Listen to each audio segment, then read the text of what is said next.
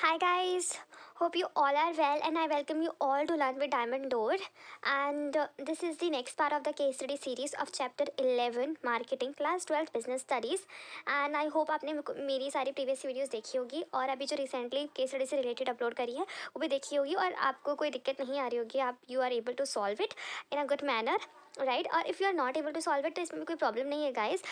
आप अभी भी पढ़ना स्टार्ट करेंगे ना तो भी सॉल्व कर लेंगे, क्योंकि इसमें ऐसा कुछ भी बहुत टिपिकल तो है नहीं, क्योंकि सबने किया है और आगे भी लोग करेंगे ना इसको. तो आपको क्या करना है, आपको जाके पहले की वीडियोस या फिर खुद से पढ़ाई करनी है और फिर केस स्टडी लगाना है. You definitely get it.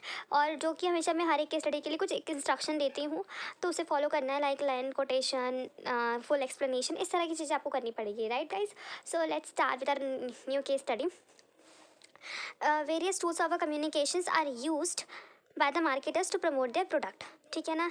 Why do companies use all these product at the same time? So this is a new type of the case study. और इसके अंदर कोई कहानी वगैरह नहीं दे रखी है. इसके अंदर सिंपल एक लाइन के अंदर कुछ कोई सिचुएशन दे रखी है और you have to give the answer of the following questions. तो सबसे पहले क्वेश्चन क्या बोल रहा है कि जो कंपनी होती है ना वो बहुत सारे टूल्स ऑफ कम्युनिकेशन यूज़ करती है, ठीक है, अपने प्रोडक्ट को प्रमोट करने के लिए. तो क्वेश्चन है कि क्यों करती है ऐसा कंपनी, ठीक है ना. मतलब एट द सेम टाइम सारे टूल्स को यूज़ करके उसे क्या मिलेगा, ठीक है. तो पहले तो खुद से सोचना है, फिर इसका आंसर तो डेफिनेटली मैं बताऊँगी. तो इसका आंसर क्या है, the companies use all tools at the same time because of the nature of the market.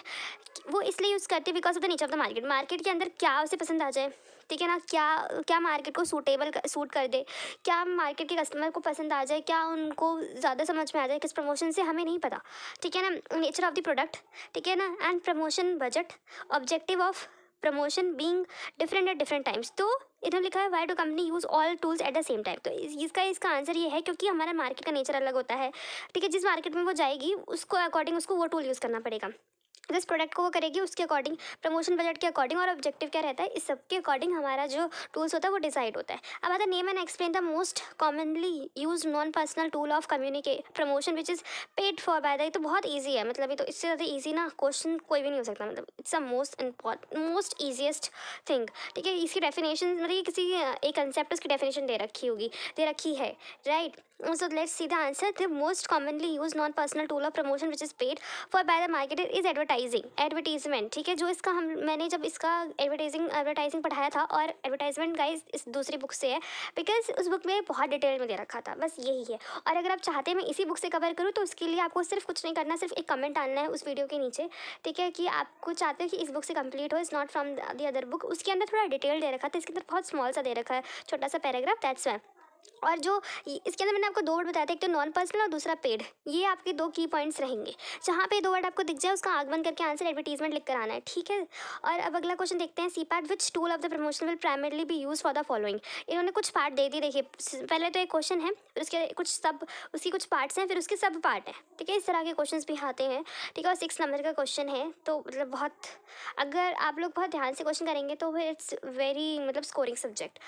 So let's see the C का सब पार्ट. टू प्रमोट और प्रोटेक्ट अ कंपनीज इमेज और its individual product. तो हमें क्या करना है, simple सी बात है, जहाँ पे इमेज आ जाए, प्रोडक्शन की बात आ जाए, गुडविल की बात आ जाए, वहाँ पे पब्लिक रिलेशन है आपका आंसर. आग बंद करके आपको पब्लिक रिलेशन लिख कर आना है, ठीक है ना. And second part, an existing product made for the mass usage by the literate people. अगर हमें मास, ये वर्ड है हमारा बहुत, क्योंकि एक ही प्रमोशन है जिससे आप मास रीच तक पहुँच सकते हैं, वो है आपका एडवर्टीजमेंट, ठीक है. Next is to introduce a new product to a particular class of the people through door to door. Very easy. Door to door क्या है, पर्सनल सेलिंग, मतलब आपके घर के दरवाजे के आगे खड़ा होकर वो इंसान बोल रहे हैं please buy it, right. Next is the to attract attention of the people by using the incentive word आ जाए तो सेल्स प्रमोशन, राइट. तो बहुत इजी केस स्टडी थी. और इसके अंदर बहुत इंपॉर्टेंट थिंग है कि एक्सप्लेनेशन नहीं दे रखी इन चारों की. Public relation, personal selling, advertisement और सेल्स प्रमोशन, इनकी एक्सप्लेनेशन नहीं दे रखी बिकॉज इसको हमने अलग अलग करके समझा हुआ है गाइज. अलग अलग वीडियो, इसकी सेपरेट वीडियोस बनी हुई है.